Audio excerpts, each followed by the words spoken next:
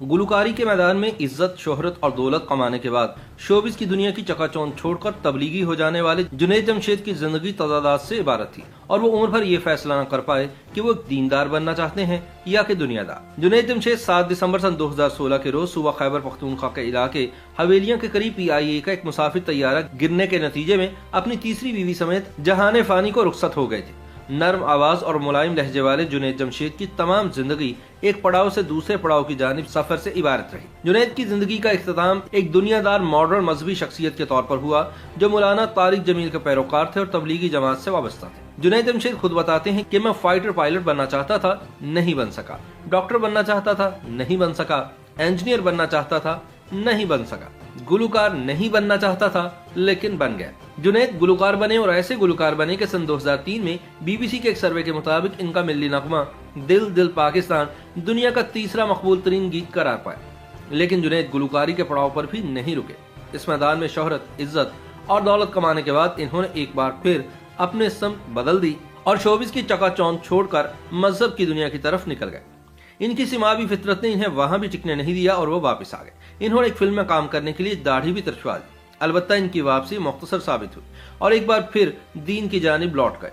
इस दौरान इन्होंने जे डॉट के नाम से मलबूसात का कारोबार भी शुरू कर दिया जो आज पाकिस्तान के नुमाया तरीन फैशन ब्रांड्स में से एक है। सन 1987 में पाकिस्तान टेलीविजन पर एक गाना सुनाई दिया।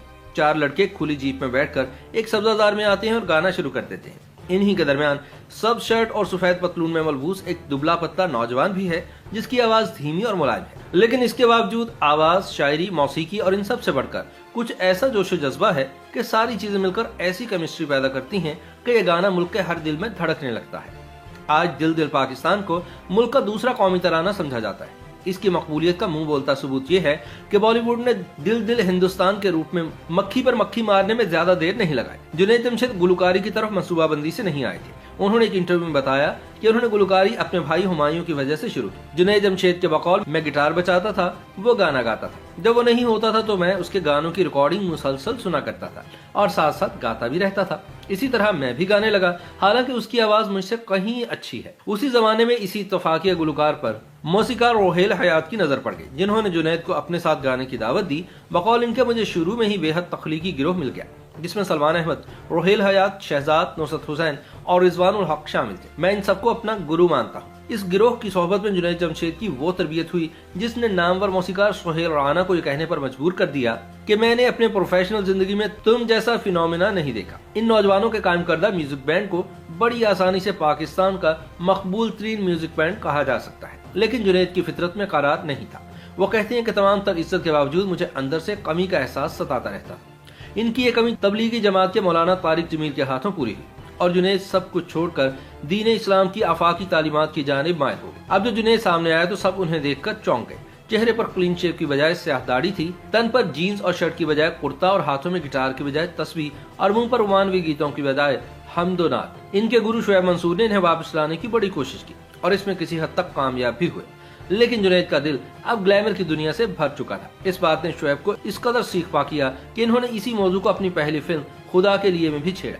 जुनैद की तमाम तवज्जो तबलीग की तरफ मबजूल हो चुकी थी। वो तकरीबन कुल वक्ती मुबल्लिग बन गए और आम दुनिया के अलावा टेलीविजन प्रोग्राम्स में भी दीन की दावत देने लगे। लेकिन चूंकि इनकी बुनियादी दीनी तरबियत नहीं थी, इसलिए बाज़ इनसे गलती भी हो जाती थी। सन 2014 में हालात इस नहज पर पहुंचे कि एक प्रोग्राम में वाज करते हुए इन्होंने कुछ ऐसे गुस्ताखाना कलमात अदा कर दिए कि इनके खिलाफ तौहीन मज़हब का मुकदमा दर्ज कर दिया गया। जुनैद ने मुआफी तो मांगी, लेकिन मुल्क में मजहबी जज्बात इनके खिलाफ इस कदर भड़क चुके थे कि इन्हें कुछ अरसे के लिए पाकिस्तान से बाहर जाना पड़ा। जब जुनैद वापस आए तब भी लोगों का गुस्सा ठंडा नहीं हुआ था। चुनाचे सन 2015 में एक ऐसी वीडियो सामने आई जिसमें चंद लोगों को इस्लामाबाद के एयरपोर्ट पर इन पर तशद्दुद करते हुए देखा जा सकता था। मुल्क के लिबरल हलकों को जुनैद जमशेद के औरतों के बारे में तस्वुरात पर एतराज था, बल्कि बाज लोग इन्हें औरत मुखालिफ भी कहते थे। हालांकि मरहूम ने खुद 3 शादियां भी कर रखी थी। एक निजी टीवी को दिए गए इंटरव्यू में इन्होंने कहा कि मेरी तमाम पाकिस्तानी मर्दों से दरख्वास्त है कि वो अपनी बीवियों को ड्राइविंग ना सिखाएं। मैंने भी अपनी बीवी को गाड़ी चलाना नहीं सिखाई। बहरहाल ये मालूम नहीं कि इन्होंने अपनी तीनों बीवियों में से किसको गाड़ी चलाना नहीं सिखाई। कुछ लोग तो ये भी कहते हैं कि जुनैद जमशेद की सारी जिंदगी तजादात से इबारत थी और वो उम्र भर ये फैसला न कर पाए कि वो एक दीनदार बनना चाहते हैं या कि दुनियादार।